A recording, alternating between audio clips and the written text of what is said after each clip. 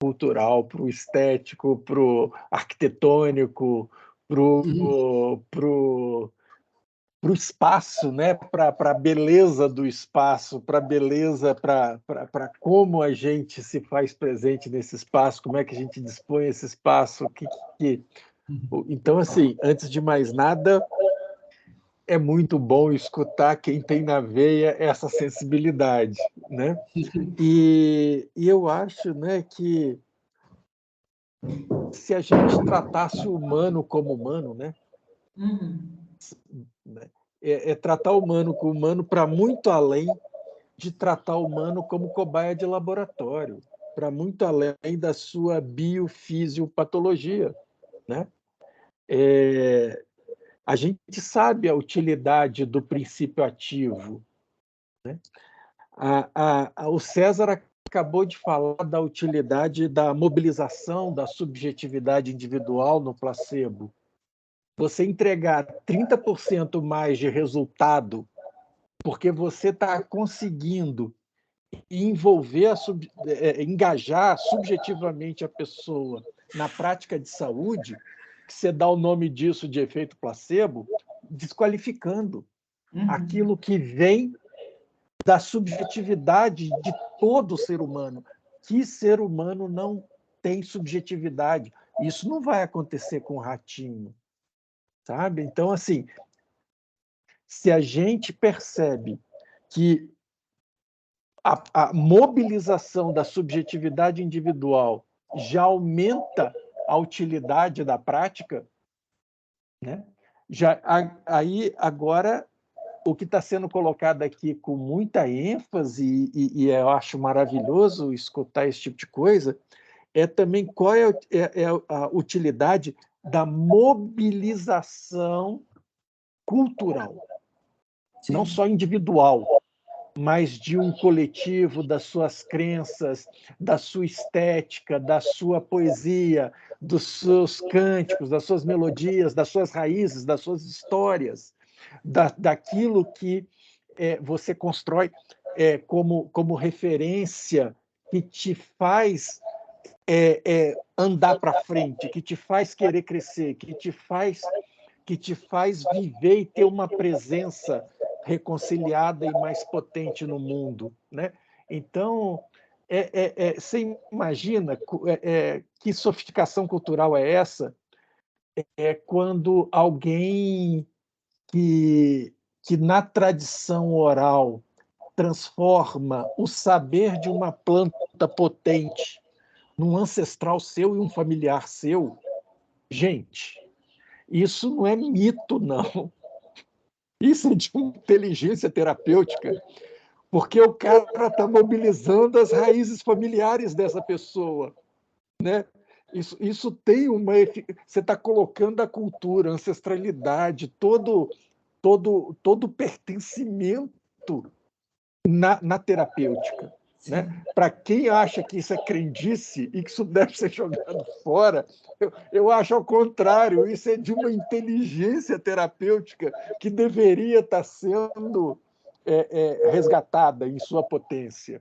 E é claro que essa planta vai fazer muito mais sentido terapêutico do que o chazinho que é dado como complemento a um remédio da farmácia. Eventualmente pode ser a mesma planta, né? Porque tem muito mais coisa mobilizada. Na hora que você estava falando, você pega o povo, por exemplo, mexicano, equatoriano, eles têm uma ligação muito forte com o cacau, por exemplo, né? E o que é você comer um chocolate industrializado e o que é você tomar um cacau ritual que você chama de mãe, né? Eles chamam cacau de mãe. É uma planta, não é uma planta no feminino, ainda tem isso, não é uma planta no feminino e é mãe. Então, é completamente diferente a relação de você tomar um cacau ritual, de você tomar um cacau medicinal, de você comprar um cacau, um chocolate, mesmo que seja um orgânico, 100%, que você já compra pronto e que você não tem nenhum relacionamento com isso, né? Então, esse lugar do pertencimento eu acho que é muito importante E o que me incomoda muito também é ver que isso não é feito desde o começo da nossa formação, né? A gente não é acolhido, a gente não é cuidado enquanto profissional de saúde. Então, o que a gente devolve, a gente não consegue, né? A gente não tem a gente acaba tendo os nossos cuidados familiares, cada um tem a sua história, né? Seus cuidados culturais. Mas a gente não tem na nossa formação essa prática do acolhimento, né? Do acolher o outro.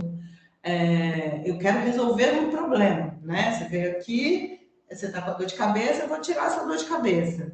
Mas, né, eu não tenho um acolhimento desse humano que chega aqui para mim, né? E aí, quando o César estava falando, eu me lembrei de duas coisas. Eu me lembrei da história do cacau. Só para completar, além do acolhimento, existe toda uma cultura do pertencimento. Não é só acolher, é pertencer, é ser. Isso aqui é você na planta, é sua história, é sua família, né? O cacau mãe, as plantas da onça parda, a planta da onça pintada, né? Isso é ser, sabe? Assim, isso é ontológico, isso faz parte do seu ser, isso te constitui. Inclusive, isso te dá algo que você... Agora sou eu elaborando, aí você me corrige, César, se eu estiver falando bobagem, né?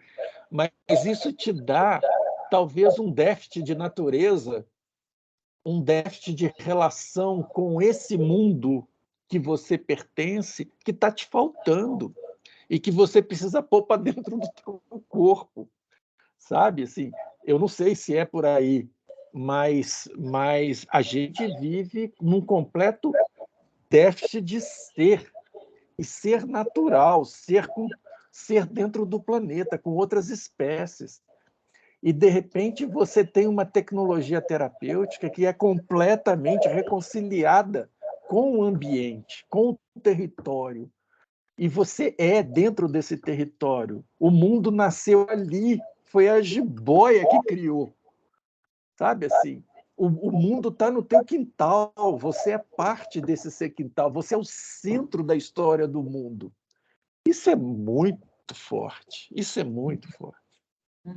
Quem dera se eu tivesse nascido com umas bases como essa. Duvido que a minha autoestima e o meu ser seria tão destruído por ser nascido italiano na América Latina, sabe assim, de ser errado. Sim. Enfim, eu acho que quando o César fala, por exemplo, da voz do pajé, né? Todo mundo que faz um atendimento mínimo, eu vou usar um nome que não alcança, mas minimamente humanizado, já ouviu de alguém a seguinte frase: só de falar com você eu melhoro. Né? Que é esse lugar eu chego aqui, eu já estou melhor. Né? Porque é esse lugar do reconhecimento e dessa relação. Né? Não tem o que a voz humana tem poder de cura? Eu acredito até que tem, né? Em determinadas circunstâncias.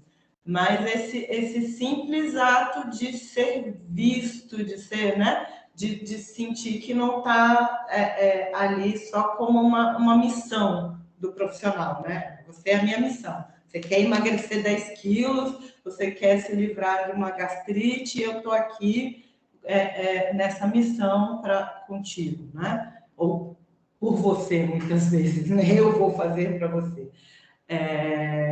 Então, quando você se coloca do lado da pessoa no processo terapêutico, né? Exatamente ao lado, a gente não é treinado para isso, a gente é treinado para mandar, a gente é treinado para ser uma autoridade, a gente diz o que a pessoa tem que fazer, né? E a gente fica chateado quando ela não faz. Né? Dentro da nutrição, por exemplo, a gente está trabalhando com hábito, isso é brutal, assim, porque não é assim, eu vou dizer para você o que você tem que fazer e a pessoa vai fazer. Tem um monte de coisa ali em volta, né, que faz ela não fazer as coisas daquela forma, né?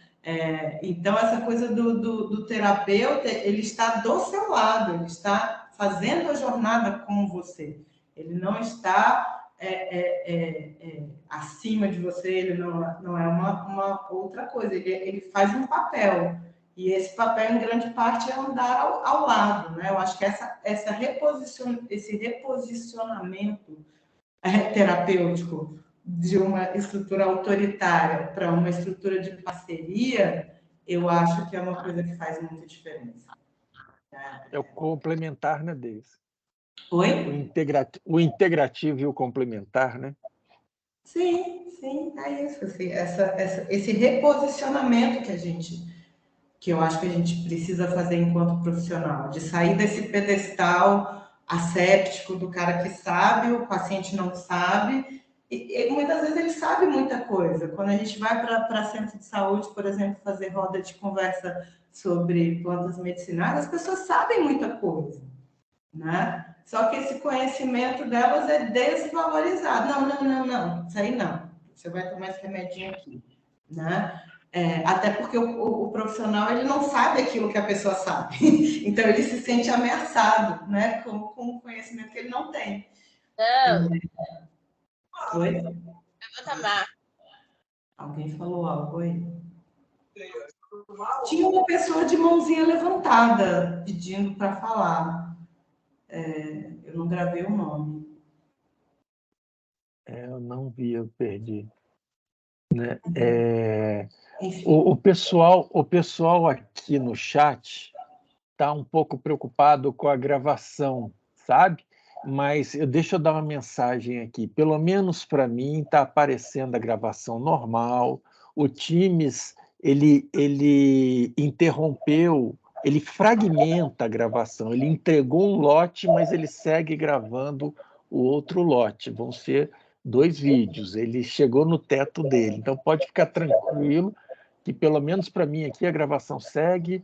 Não tem que parar. Podemos ir para a próxima pergunta? Podemos. Podemos? Ruth, obrigado, tá, querida? Isabela e Maria, vocês estão por aí? Sim, professor. Pode começar? Vai em frente. Vou começar. Boa tarde, pessoal. O uso dos conhecimentos das comunidades antigas de povos, como comunidades tradicionais, os povos sertanejos, ribeirinhos, comunidades indígenas, povos quilombolas, entre outros, trouxeram um saber empírico sobre a utilização de plantas e condimentos para tratar de doenças, feridas e também como medidas preventivas. Esses povos originários fizeram e fazem uso de plantas com caráter medicinal, desde os mais remotos tempos. E o aperfeiçoamento e a utilização desses métodos para o uso da medicina é um grande avanço no contexto de saúde da população, onde é importante o entendimento sobre os benefícios que o saber popular trouxe para a sociedade avançar tecnicamente. No Brasil, existe pouco incentivo político para a propagação de práticas que ampliem a visibilidade da fitoterapia e a busca por conhecimentos a respeito dessa técnica. As pesquisas feitas com plantas e suas especificidades ainda não são suficientes no país, apesar da enorme biodiversidade. Portanto, qual seria a influência dos fitoterápicos na medicina atual e quais as dificuldades enfrentadas para a implementação no sistema de saúde?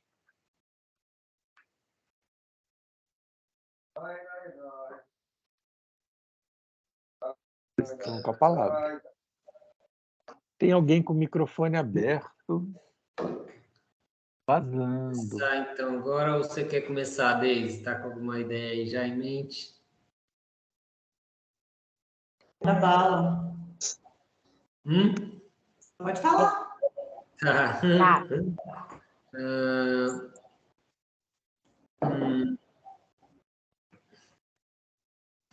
Olha, vamos lá. Estou dando uma relida aqui. Influência dos fitoterápicos na medicina atual. Olha, vou começar com essa parte, né? A influência dos fitoterápicos na medicina atual. ela é consideravelmente grande, né?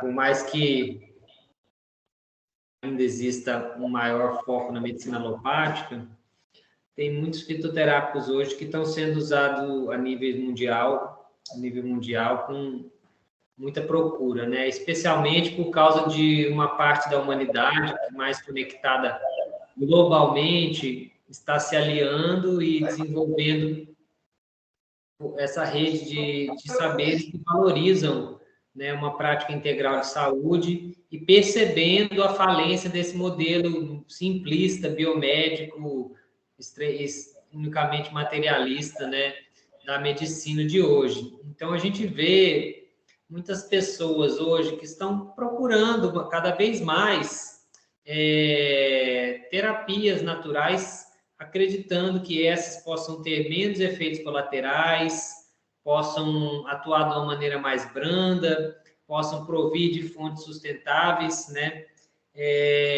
Há um exemplo bem gritante que é um dado assim, eu não sei dizer se ele ainda é atual, mas até 3 a 4 anos atrás era. Então, se for, já está bom para dar um exemplo.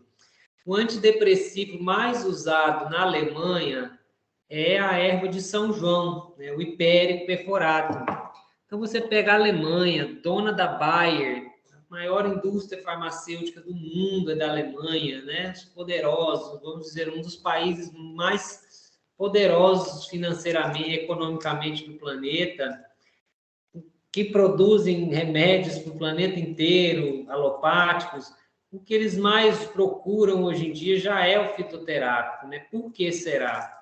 Talvez eles já tiveram uma decepção muito grande com a crença simplista nos antidepressivos, né? Talvez já perceberam o valor de uma medicação natural que tem um efeito colateral mais brando e que tem um efeito integral mais profundo, né? A gente sabe que as plantas têm um valor muito além do seu princípio ativo, né? O princípio ativo é aquela assinatura característica da planta, forte, né? Uma das principais assinaturas da planta, mas ela tem toda uma centenas de compostos que atuam para fazer aquele efeito dela, né, a nível energético e nível físico. Então, os fitoterápicos hoje têm grande impacto já a nível mundial, apesar que, claro, seria muito melhor, ao meu ver, que fossem mais valorizados. Mas você pega hoje em dia a influência dos fitoterápicos, por exemplo, essa, né? Na Alemanha, esse fitoterápico é considerado um antidepressivo, que tem uma ação bem integral, que é o hipérico, tem no Brasil também, né?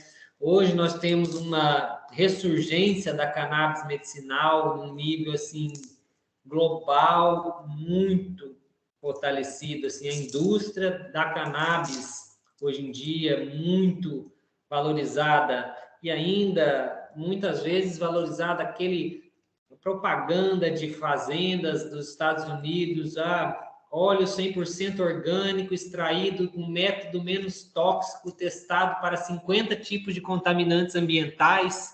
Então, assim, estão entendendo um pouquinho, né, onde que é que a coisa está chegando, né?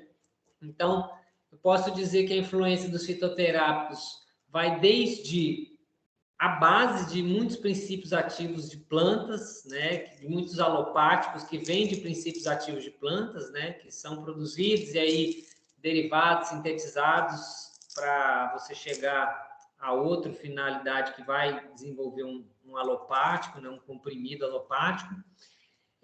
Mas você também tem o fitoterápico hoje em dia que está sendo mais valorizado, né, um pouco mais do que 20 anos atrás, né? Então, para dizer essa influência, eu acho que é isso. A base da medicina começou, né, dos estudos do reino mineral, vegetal e animal, para chegar hoje nesse nível que ainda vem tudo do reino mineral, vegetal e animal, porém, um nível um pouco mais, muito transformado e, de certa forma, mais artificial, né? Para agora ainda tem essa base que vem da fitoterapia, mas estamos recuperando um pouquinho o valor de alguns fitoterápicos, né? Claro que isso não é o mais comum de tudo, mas já tem. É o que eu consigo dizer, assim, dessa influência dos fitoterápicos hoje em dia, né? Os psicodélicos, por exemplo, já estão sendo nos tops das revistas de neurociência do mundo, Nature, só se fala em terapia na neurociência para depressão, com psicodélicos, né? Com ayahuasca, com cogumelo, com psilocibina, e tem tido um resultado, assim, excelente, né? A ponto de eu já ficar até assim, pensando que pode virar uma outra promessa que simplifica o problema da depressão, né? Antes era o antidepressivo, que uma moléculazinha de serotonina vai deixar bem. Aí, hoje em dia, mesmo dentro da neurociência, já viu que não é assim, que não se sustenta, principalmente a longo prazo, o efeito dos antidepressivos não tem eficácia validada, nem cientificamente na ciência quantitativa, né? E mesmo na percepção qualitativa das pessoas, né? Mas já está tão decepcionado com essa alopatia da paroxetina, do Prozac, que era a revolução do mundo, tome um Prozac e seja feliz, né? Que já estão tentando levar para os psicoativos, porque os psicodélicos, né, o cogumelo, né, o psilocybin cubensis, que tem a psilocibina, a ayahuasca, que tem o DMT, eles têm uma potencialidade de reconfigurar a mente da pessoa. E, a partir disso, ela vai ver o mundo de outra forma, com a potencialidade de ver o mundo de uma forma mais feliz, e não precisar de uma pílula para se sentir feliz. Ela vai entender e vai estar mais feliz, porque ela mudou o entendimento dela, né? Esse é o processo de cura, né? Verdadeiro. Mas a gente sabe também que não dá para você simplificar e falar que vai tomar uma planta dessa e resolveu tudo. Claro, existe todo um trabalho por trás. Mas esse princípio de reconfiguração da mente, de um novo estado mental, de uma neurogênese, isso já é uma visão muito mais ampliada que não está dando para negar na ciência. Com toda a pressão da indústria alopática e simplista, não tem como negar, já estão valorizando essas substâncias que eram demonizadas, né? Então, os fitoterápicos têm ganhado seu lugar novamente. Claro que vai existir uma tendência de sintetizar e transformar mais artificial possível sempre eles, mas hoje em dia, pela falta de alternativas e pelo próprio sofrimento das pessoas, está havendo uma nova visão, um novo olhar para os fitoterápicos. E as dificuldades implementadas para a implementação do sistema de saúde são basicamente essas que a gente veio citando um pouco da visão hoje simplista, que é econômica da medicina, né? Uma visão comercial. Essa é a base, né? A base da dificuldade hoje em dia da implementação dos fitoterápicos é essa visão comercial que se tem da medicina hoje, em vez de ser uma visão de saúde, né? A medicina e a indústria farmacêutica, biomédica, centrada numa pesquisa, num desenvolvimento para a melhoria da saúde das pessoas, para a cura das doenças, e não para venda de remédios e lucro e controle das doenças, de forma que você mantém obtendo lucro. Então, conforme eu citei antes, como os fitoterápicos constituem uma modalidade terapêutica de menor gasto, de maior conexão com o meio ambiente, de menores efeitos colaterais, né? De uma integração da pessoa com toda uma visão de saúde ampla que vai promover o empoderamento dela mesma, da própria saúde, da conexão dela com a natureza.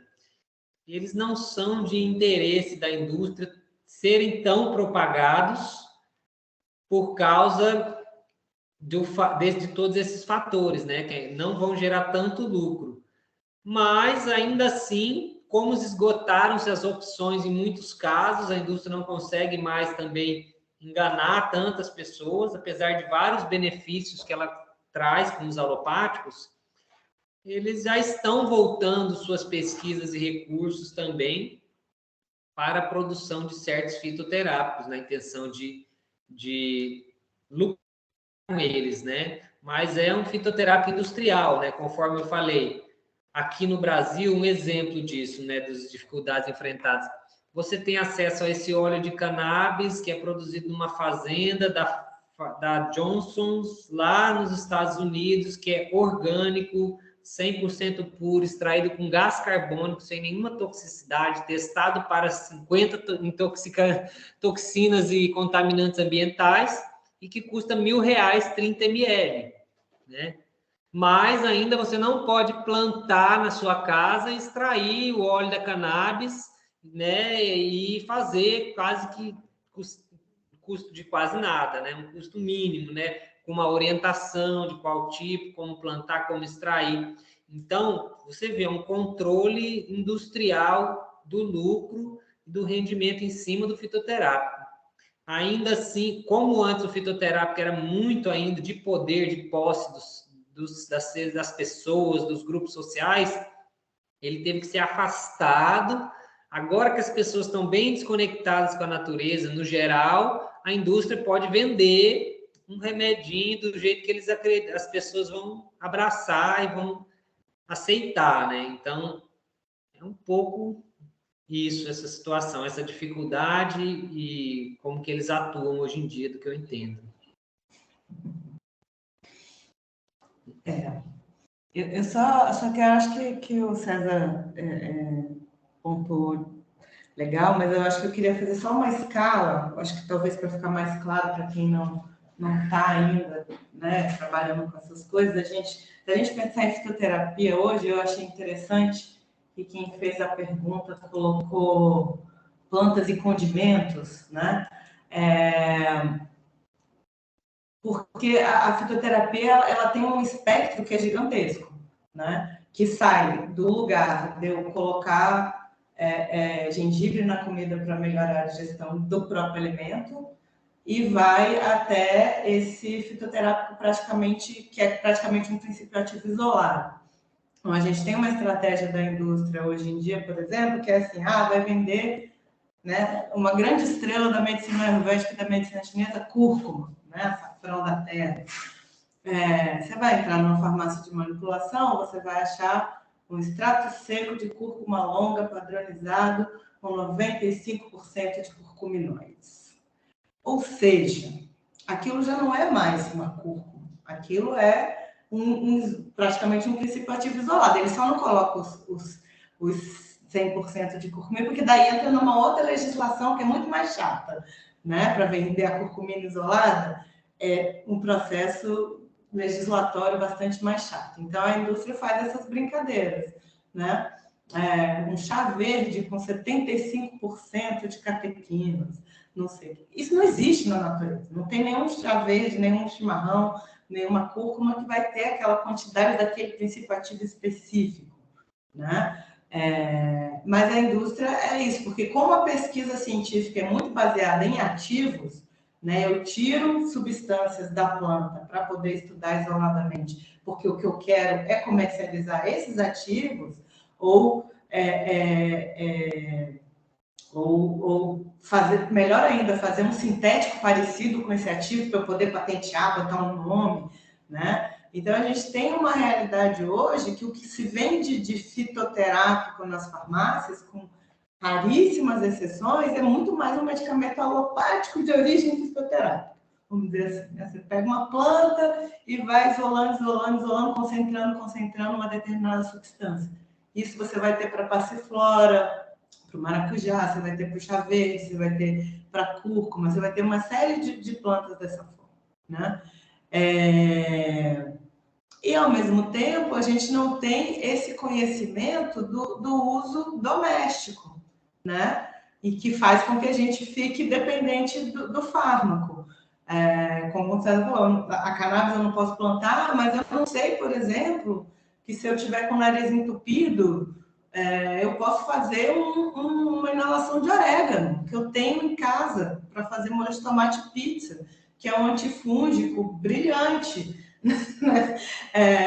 E que isso vai melhorar a minha sinusite, a minha rinite e tal. Então, a gente tem um espectro na fitoterapia que vai desde esse conhecimento do uso doméstico, que eu falo da farmacinha na cozinha, né? Os meus amigos até assim, quando Deise, eu tô com um negócio aqui, não sei o que, eu falei, o que você tem em casa? A minha primeira pergunta é isso, o que você tem em casa? Né? Antes de sair correndo para comprar alguma coisa, o que você tem em casa? Né? Então, esse é o, vamos dizer assim, o espectro mais primário, mais básico da fitoterapia. Aí você vai ter preparações que você pode fazer em casa, de chá, de tintura, né, que você pode fazer, e você vai chegar nessa fitoterapia mais alopática. O que a gente tem de maior questão, só para não estender muito, é que a gente tem, o mercado não quer que a gente faça de outra forma. Então, a gente tem hoje, eu fui até olhar agora, tinha um tempo que eu não olhava, me disseram que tinham atualizado, mas a gente tem uma Relação Nacional de Medicamentos de Interesse do SUS, chama RENAME, e nessa lista tem os fitoterápicos e homeopáticos. A homeopatia, você tem uma farmacopeia inteira. A farmacopeia homeopática inteira é de interesse do SUS. Do ponto de vista de planta medicinal, a gente tem 12 plantas medicinais na lista de interesse do SUS. No país, e muitos deles não são nem nativos brasileiros, tem melissa, né, umas coisas assim que não são nem da nossa fonte, né? Então, por quê? Porque tem toda uma estrutura burocrática que tem uma comissão da qual a indústria farmacêutica faz parte, que diz o que pode entrar no SUS e o que não pode, né? A tal da Conitec, né? Eu tenho um ranço dessa instituição. E daí eles começam se segura aí, se você, no público, você com a nossa biodiversidade, né?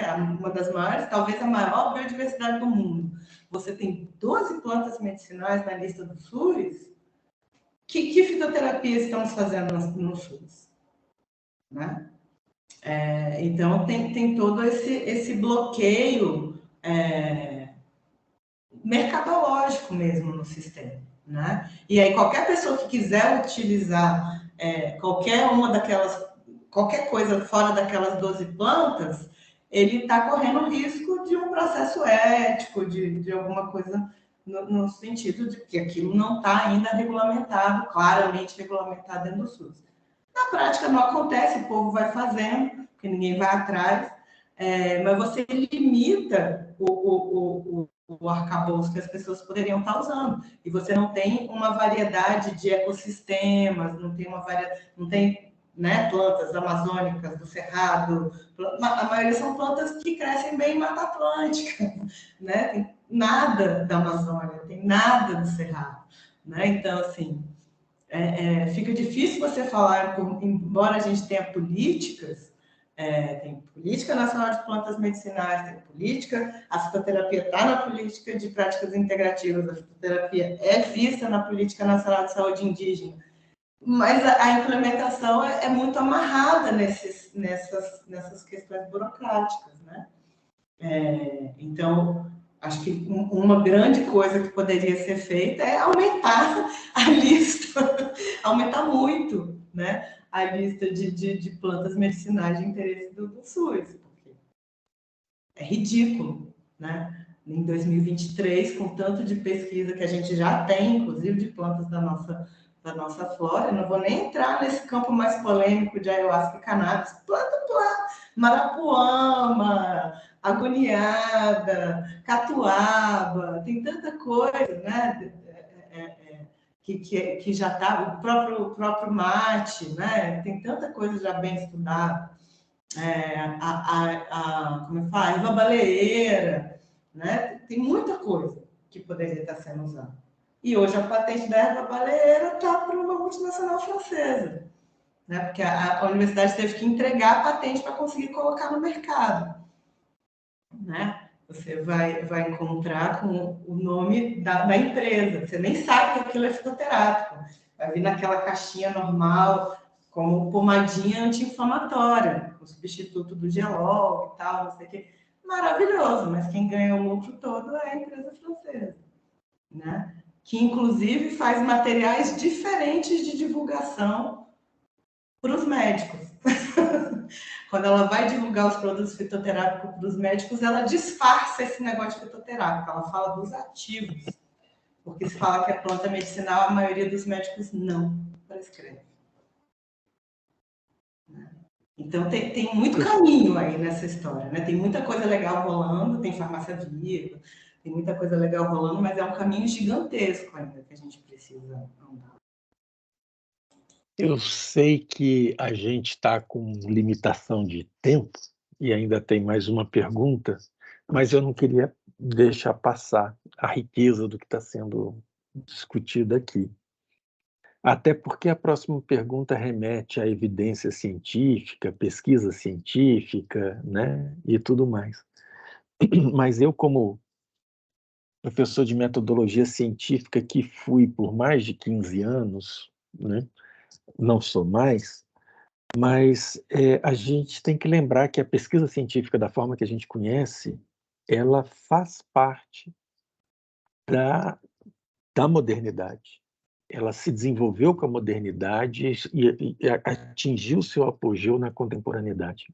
Seus fundamentos são fundamentos pós-medievais, são fundamentos de uma releitura de uma determinada época do mundo moderno, né? Do mundo liberal, do mundo capitalista, né?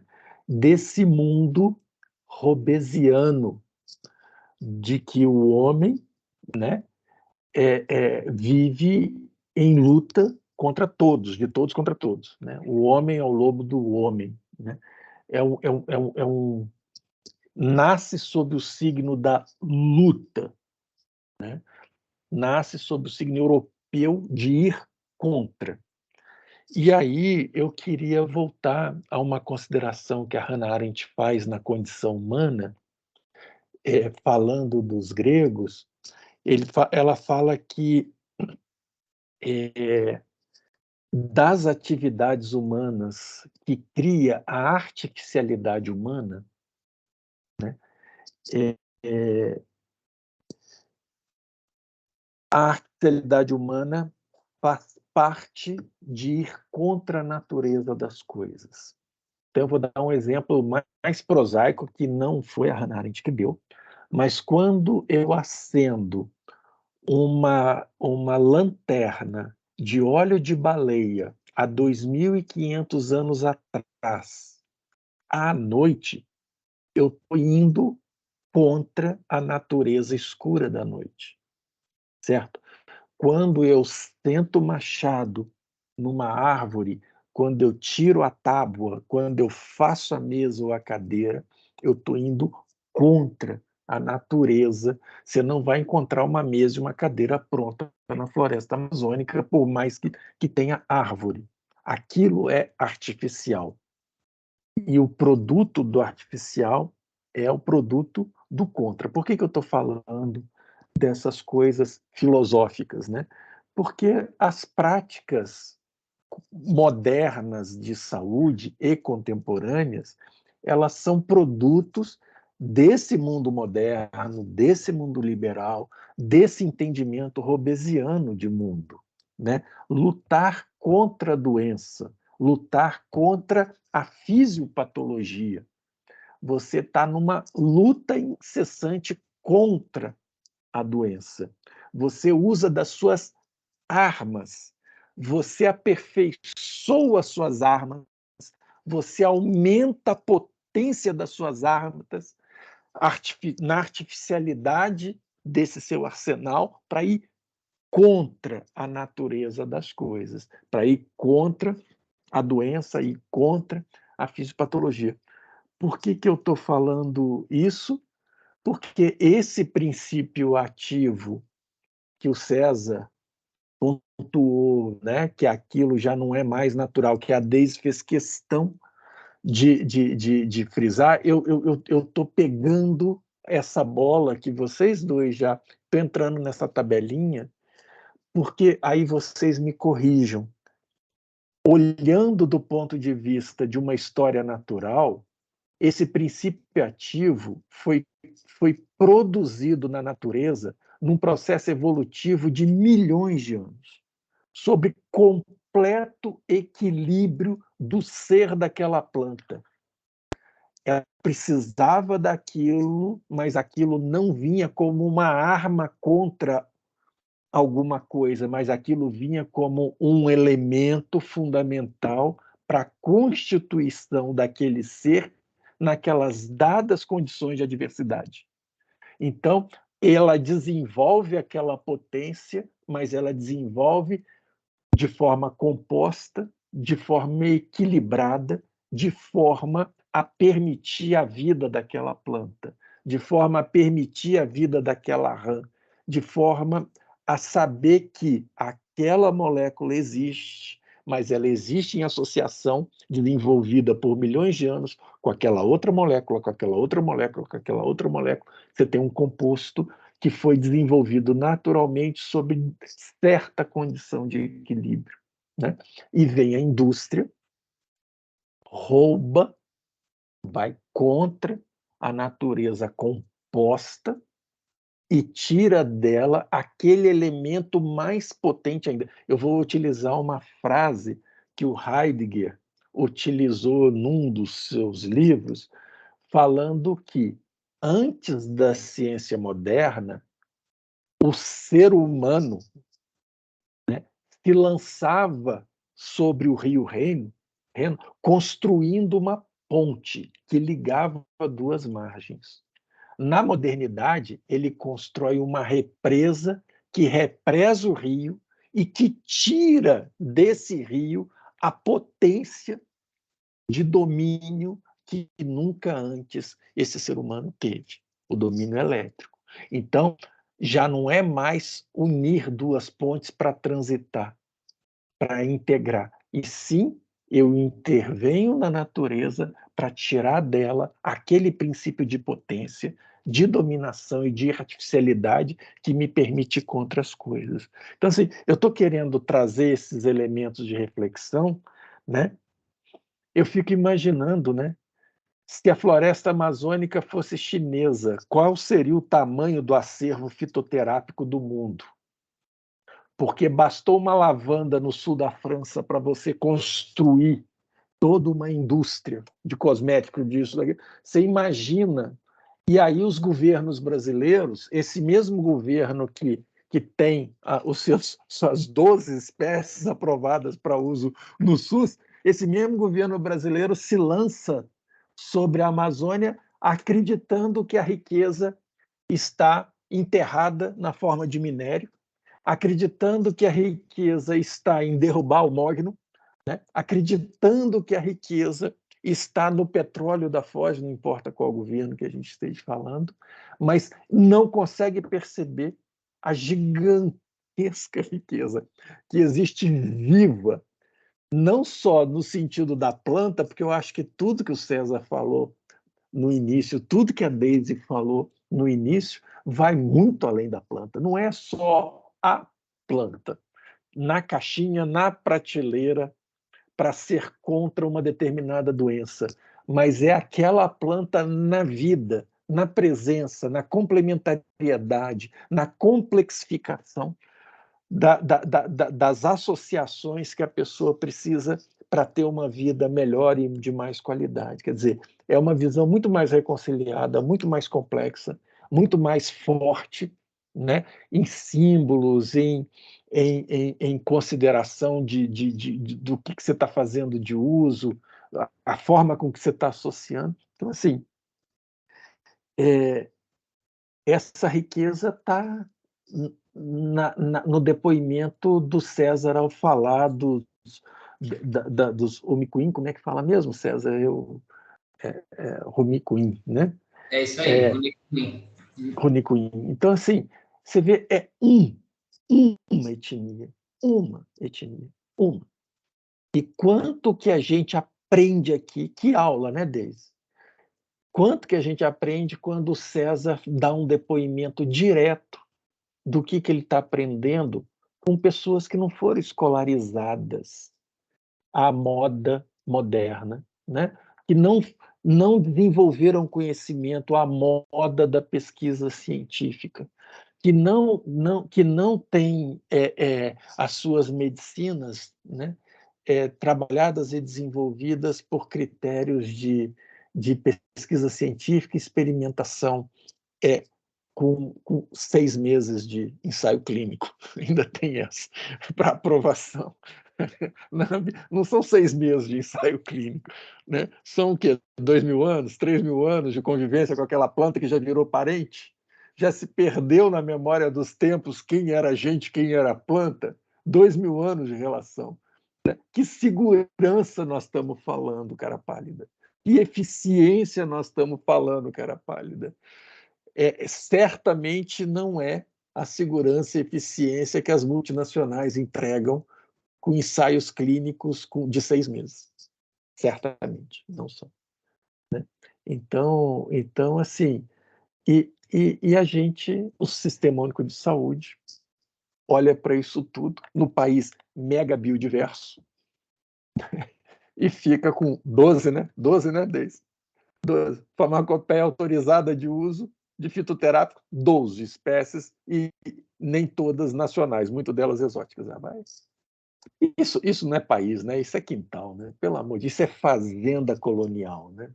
Isso definitivamente não é um projeto de país. Desculpa aí o desabafo. Podemos ir para a última questão? Podemos?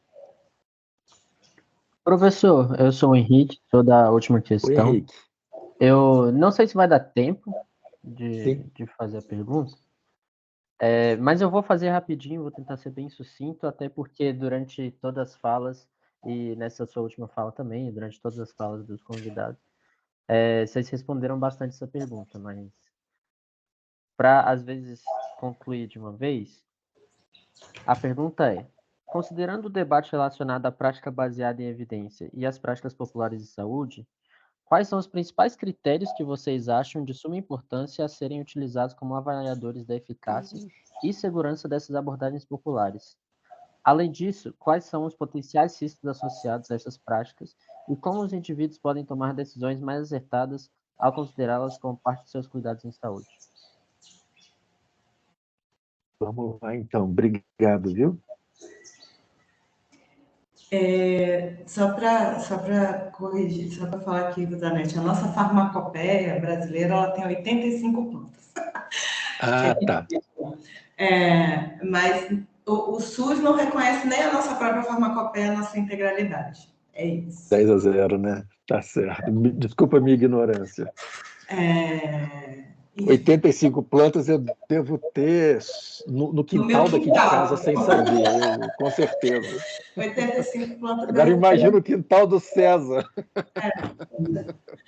Então, assim, né, é ridículo, assim, realmente, em termos de quantidade. Mas, rapidinho, só essa questão aí da pesquisa, né, das evidências, né? A gente sempre chega nesse lado das evidências. Eu acho que o César já começou a caminhar um pouco sobre isso, né? A gente tem hoje um movimento muito grande, né? Eu sempre tenho falado isso porque eu acho que é importante a gente ressaltar, para o reconhecimento das evidências tradicionais, né? Então, o que está, essa é a grande dicotomia do nosso sistema, porque, teoricamente, a gente tem uma resolução da Anvisa que reconhece o uso tradicional de fitoterápicos.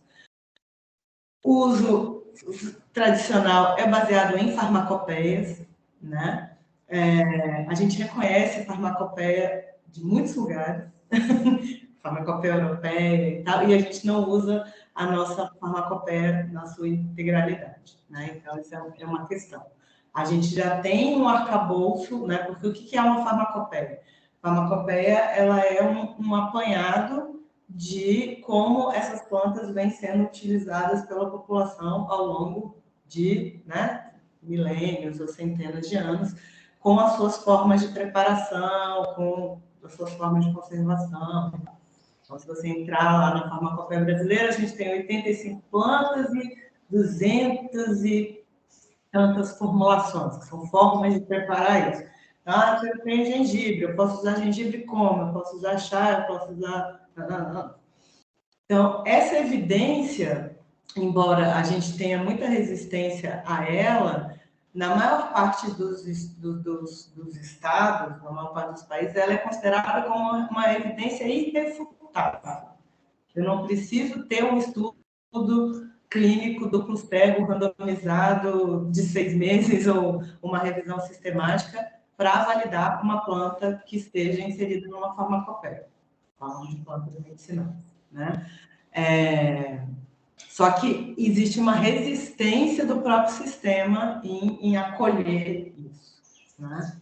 Então, quando a gente fala de risco, né? Isso, eu vou resumir muito assim o que eu queria falar. Mas quando a gente fala de risco, para mim, o maior risco que a gente tem do uso de plantas medicinais e do uso, por exemplo, de práticas integrativas que são importadas de outras culturas, como, por exemplo, coisas do Ayurveda, da medicina chinesa, é a gente tentar encaixotar esses sistemas, que são sistemas complexos, dentro de uma lógica linear.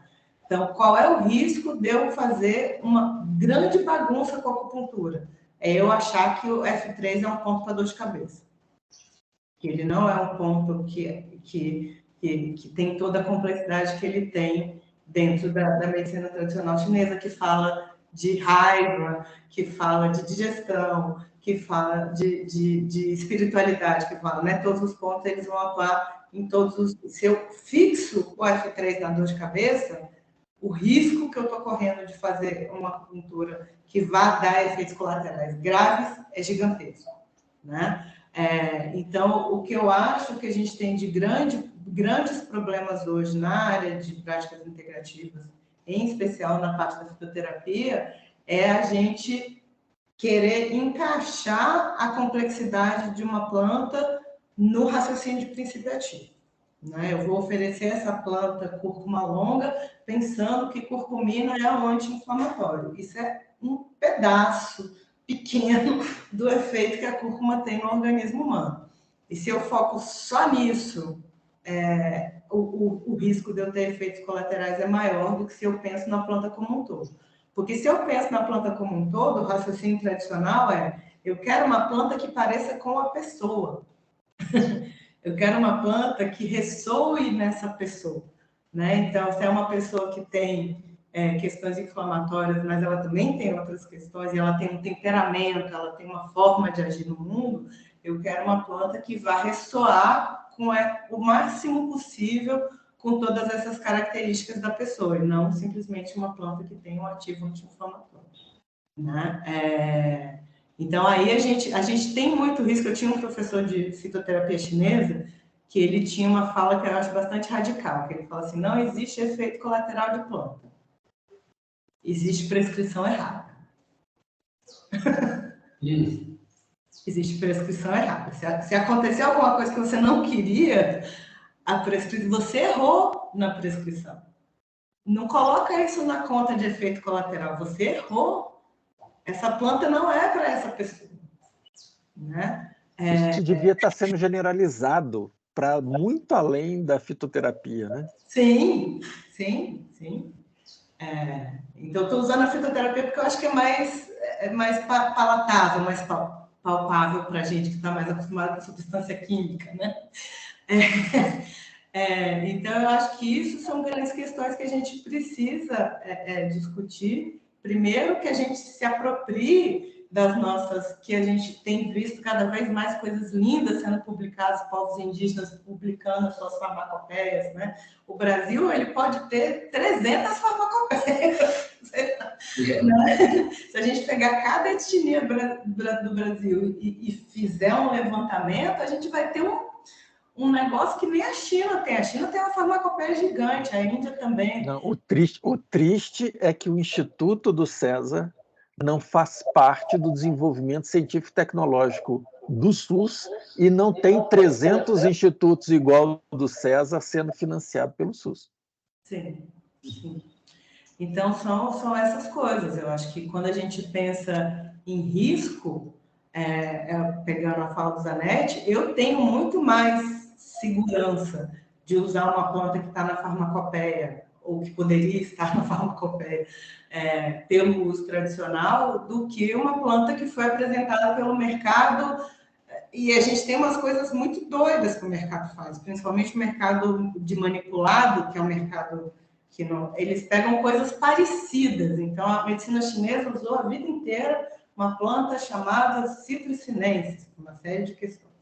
Aí eles pegam uma planta que é parecidinha, que tem o mesmo ativo, e colocam no mercado como se fosse melhor, custa 3 vezes o preço, e não tem evidência nenhuma. Um estudo clínico de 20 pessoas num hospitalzinho, e o mercado de manipulação pode vender. E não pode ser industrializado, mas na manipulação todo mundo compra. Isso é arriscado, né? Você está usando um produto que não tem referência nem de um lado nem do outro. Não tem evidência de uso tradicional e as evidências científicas são pífias. E está no mercado, são as coisas que entram na moda, porque diz que emagrece. As coisas que diz que emagrece é uma benção, né? Aí todo mundo usa aquele negócio que não tem evidência nenhuma. Né? Então, acho que isso que a gente precisa pensar, acho que só para fechar, o raciocínio quanto melhor estabelecido o uso tradicional, na minha opinião, mais seguro. Tomar muito cuidado, principalmente profissionais de saúde, médicos, nutricionistas, vocês vão ser bombardeados, né? Com folhetinho de farmácia de manipulação. Ó, doutor, saiu produto novo, tá todo mundo prescrevendo. Olha, doutor, tem esse aqui agora, último orçamento, doutor. Né? A indústria e as farmácias de manipulação, elas bombardeiam a gente no sentido de estar prescrevendo esses ativos caros, esses ativos novos, esses ativos que estão na mão. A gente tem que ser muito criterioso enquanto profissional para parar, respirar e falar assim, tá, de onde vem isso? Né? E ainda se apropria de medicinas tradicionais, porque o produto tal vem da medicina tradicional chinesa. Vem não, irmão. Não vem. Né? Então, eu acho que o cuidado é realmente da gente não cair muito fácil na tentação do mercado. Isso para nós profissionais. Não cair muito fácil na tentação do mercado. Porque a gente está fazendo um levantamento no conselho, o mercado magistral lança uma média de 60 novos ativos fitoterápicos por mês no mercado brasileiro. Por mês. E a maioria, o povo pergunta, gente, eu não faço ideia do que seja isso. Isso fitoterapia tem umas coisas que fazem oi, né? Então, assim, é uma compulsão por novidade, né? Porque é isso que as pessoas querem, o mercado tem que ter novidade. O mercado tem que ter a última pílula mágica para emagrecer, o último antidepressivo que vai resolver todas as questões existenciais da sua vida, mesmo que seja um fitoterápico, né? Então, acho que para mim esse é o maior risco, o risco da gente ser muito assediado pelo mercado e tá caindo nesse assédio do mercado com muita facilidade. A gente está muito mal preparado para resistir a esse assédio do mercado. Esse é o maior risco. César, querido. Pois é, eu também concordo muito, Deise. Tem muita razão isso. Nossa, é bem triste mesmo essa brecha que o mercado entra até, né, com as medicinas tradicionais, né?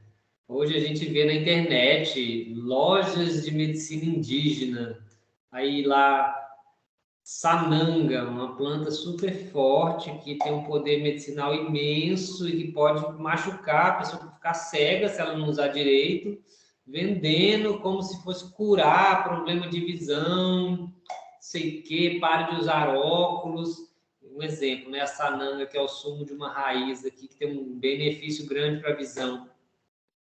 Aí você pergunta os indígenas aqui, eles falam, não, isso aqui é usado para tirar enrasco, né? Um mal espiritual, que as coisas não estão dando certo, você não está conseguindo atingir seus objetivos, você pode até enxergar melhor, mas ninguém fala que você vai curar um estigmatismo, parar de usar óculos, né? Aí, outro dia eu vi também na internet aqui, floral de ayahuasca, tenha sonhos lúcidos. Assim, nada a ver, não tem nenhuma cultura que fala que você tomar o floral do ayahuasca você vai ter sonho lúcido.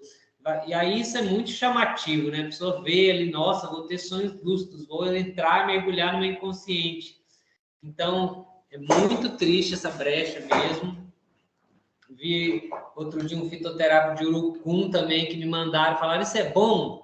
Mas tinha um monte de benefício imenso de estudos, aí eu nem olhei os estudos, que eu sabia que não tinha nada demais, eu olhei um, e aí eu falei, olha, o urucum é bom, tem um uso tradicional, mas esse negócio assim, de que acaba com colesterol, de que rejuvenesce, não sei o que, a pele, você tomar uma cápsula, aí já... Então, isso realmente é triste, não só das grandes indústrias, mas realmente... pequenos vendedores que se apropriam. Eu acho que isso complica muito e descredibiliza muito também, né, essas duas linhas de evidência. Né?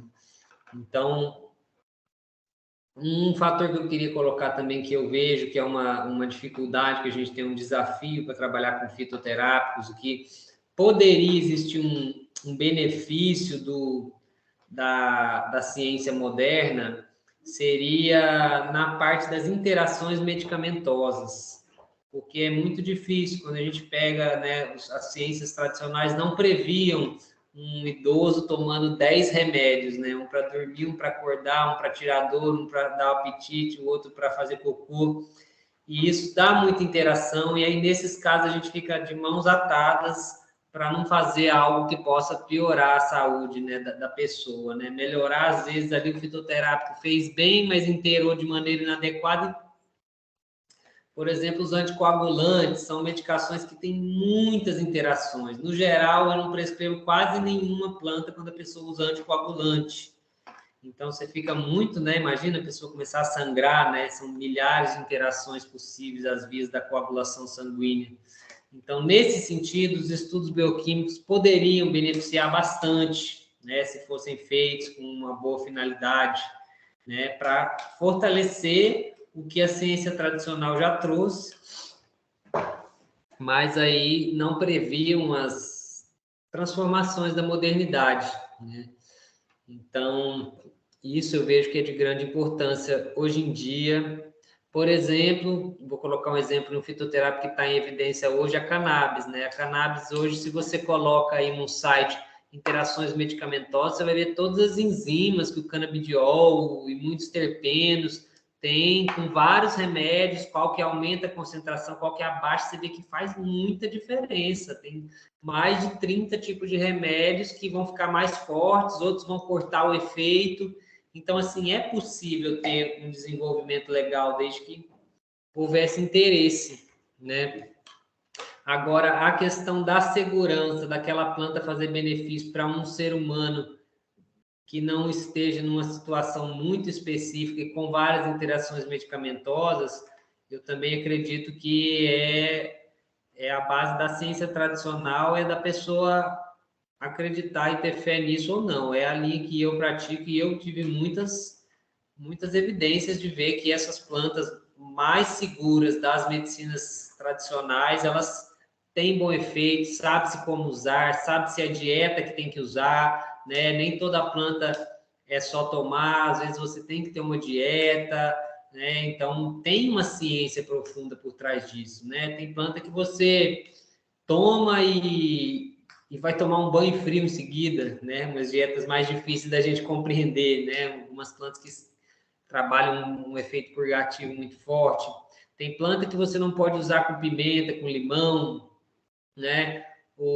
A resina, por exemplo, do capim lá, você não deve, tem que fazer uma dieta, né? Sem açúcar, sem sal, não pode tomar sol no dia que você utiliza, porque você pode inchar. Então, assim, não vão explicar bioquimicamente que liberou histamina e você está com edema e o calor pode vasodilatar, ainda que possam ter outras vias, que eu estou só teorizando, mas sabem que se você tomar sol, no dia que você tomou a vacina do sapo, você pode ficar inchado, ter uma hipotensão e ter uma doença gravíssima, né?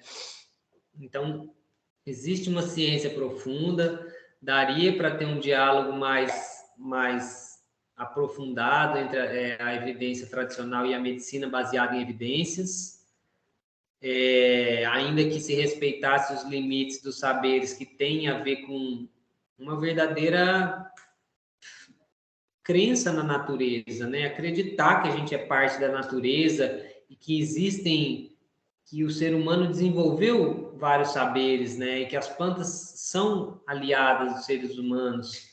Então, tem que ter um princípio de visão para você entender isso. Não adianta querer teorizar minuciosamente com uma base num princípio totalmente cartesiano e materialista que uma hora você vai chegar e não vai conseguir, né? Então, mas tendo um princípio desse, holístico, ecológico, integral, que não precisa ser uma coisa totalmente mística, perceber um pouco mais, né, a ligação entre tudo que existe e respeitar, né, as tradições da humanidade, ver o valor que está isso.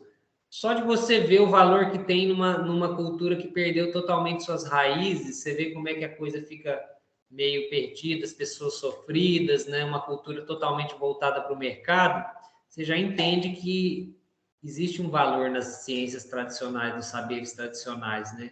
Que focam a saúde, a vida, o bem-estar, e não o consumo, né?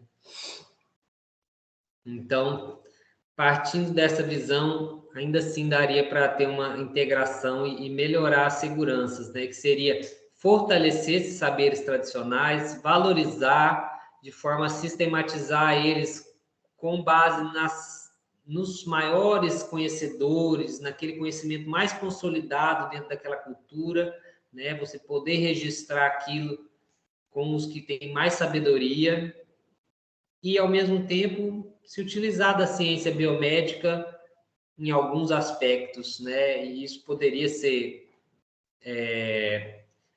elevado, assim, como é que eu vou dizer assim, transferido para a medicina baseada em evidências, né? Que está além do estudo biomédico hoje em dia, né? Um estudo mais também muito estatístico, assim, que tem seu valor também de observacional, experimental. Então, nesse sentido que eu acredito que poderiam haver uma melhora da segurança e da eficácia desses meios. Essa questão de interação, a gente não precisa nem chegar em planta, não. Você pega um paciente desse polimedicado com 10 medicamentos diferentes. Cada medicamento foi prescrito por um médico diferente, por um especialista diferente. Eles nem levam em consideração os outros medicamentos que o paciente está tomando. Então, você vê muitas vezes um paciente tomando 3 medicamentos para hipertensão, simplesmente porque ele está tomando junto com outro medicamento que interage e diminui a atividade. Se ele tomasse em outro horário, não precisava tomar 3, né? E isso quase ninguém, nem no nível do medicamento alopático tem se feito um bom trabalho, né, de pensar em interação. Quando entra a planta, então, aí vira um balão de gato. Me ocorreu aqui, a gente ir para os nossos finalmente, um comentário, né, em cima da pergunta, né? Pensar numa ciência da saúde da complexidade, ou então pensar numa ciência da complexidade da saúde, que eu acho que deve ser melhor ainda, né? É a ciência da complexidade da saúde, né?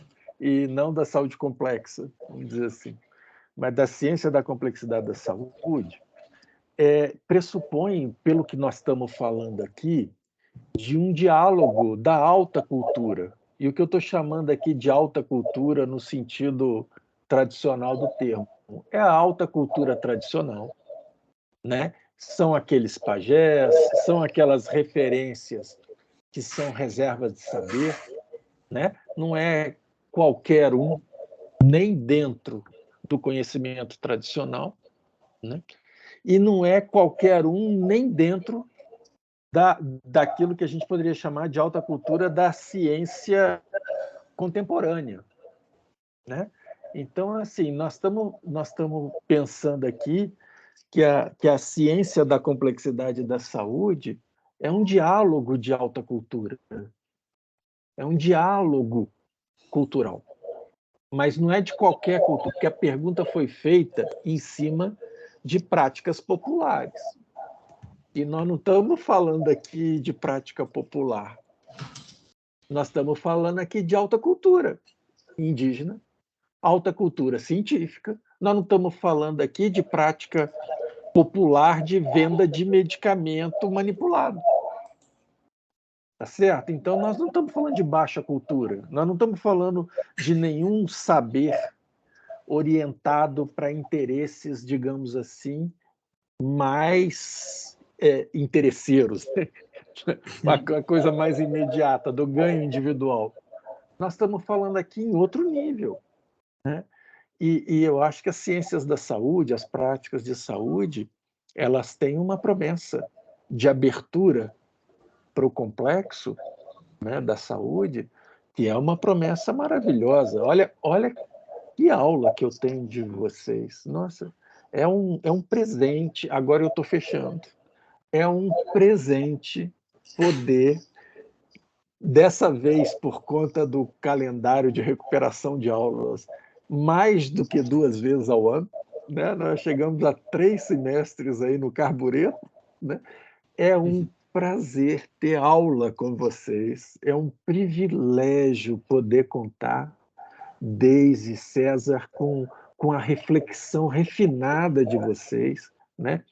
Quem dera se na minha graduação eu tivesse tido a oportunidade da generosidade de profissionais que estão no mundo com critérios muito mais amplos do que os critérios que me formaram para sair, abrir um consultório e vender serviço com muito pouca régua para fazer as medidas daquilo que eu estava fazendo. Eu quero agradecer demais a aula que vocês dão, eu quero agradecer demais a presença, a qualidade da reflexão, a qualidade da prática, a qualidade da atividade profissional que vocês desempenham, né? Porque eu não sou nutricionista e nem sou médico, mas do alto da minha ignorância, me parece que vocês são completamente qualificados para conversar com qualquer nutricionista e com qualquer médico, né? A diferença é que vocês vão muito mais além, né? E é nesse sentido que eu me sinto assim, completamente grato, amparado, e que bom que vocês colaboram para que eu possa ter mais de 2 vezes por ano, talvez a gente volte a ser 2 vezes por ano, uma aula de vocês. Eu quero agradecer demais a presença de vocês, com carinho, com admiração e com a certeza de que ninguém bebe 2 vezes água no mesmo rio, né? Porque na segunda roda de conversa, nem a Deise e nem o César serão os mesmos, vocês estão sempre se superando. Muito obrigado pelo banho que vocês me dão de conhecimento, de reflexão e de certeza que o caminho tá por aí, né? O nosso futuro não está em negar o nosso patrimônio, a nossa ancestralidade, nem muito menos sair repetindo, mas é criando novo a partir desse diálogo de alta cultura, esse diálogo de saberes que vocês representam tão bem. Muitíssimo obrigado. Eu quero passar a palavra para vocês despedirem. Eu estendi um pouquinho aqui, eu fui até 6h30, porque a gente ia cair às 6 horas, então vocês me perdoem, eu fui por trás sorrateiramente e ampliei a nossa roda até 6h30. Obrigado pelo tempo de vocês, Obrigado pela colaboração e pela presença de todos os alunos que puderam ficar. E pelas perguntas.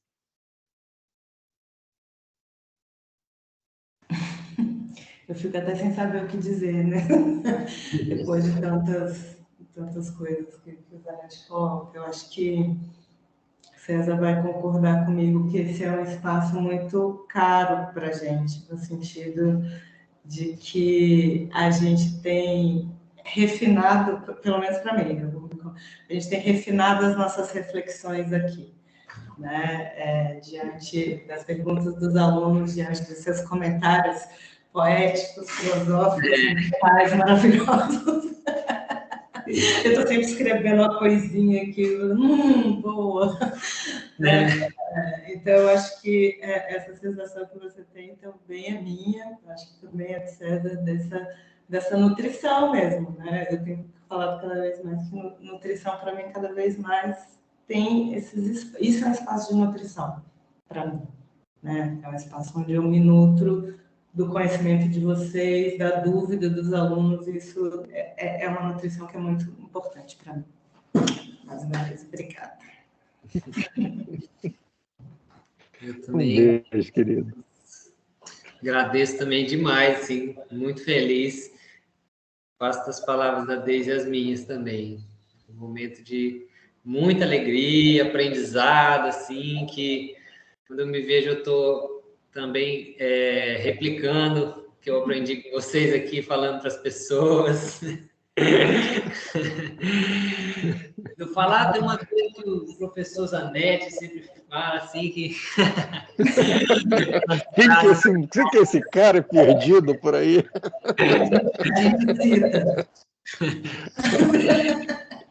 E, nossa, é muito legal. Eu fico muito feliz também de ver os alunos, né?